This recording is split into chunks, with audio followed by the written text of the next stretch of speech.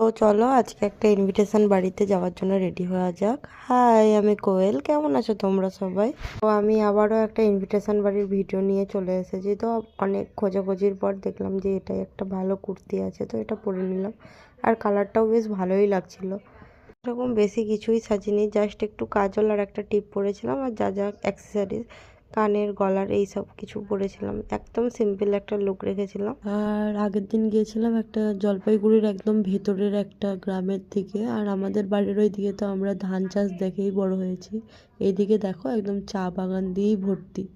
আর এই চা বাগানের জল দেওয়ার প্রসেসটাকে কি বলে তোমরা যদি জেনে থাকো অবশ্যই আমাকে জানিও। আর আমি এই কোলের মধ্যে যে বাচ্চাটাকে নিয়ে আছি ওই বাচ্চাটারই ছিল অন্নপ্রাশন।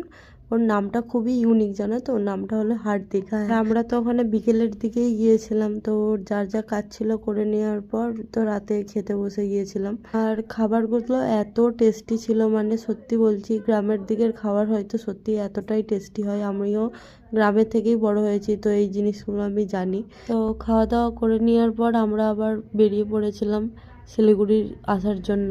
যেখানে গিয়েছিলাম তো ওখান থেকে শিলিগুড়ি আসার জন্য প্রায় 1-1.5 ঘন্টা লেগেই যায়, সেই জন্য আর বেশি লেট করিনি।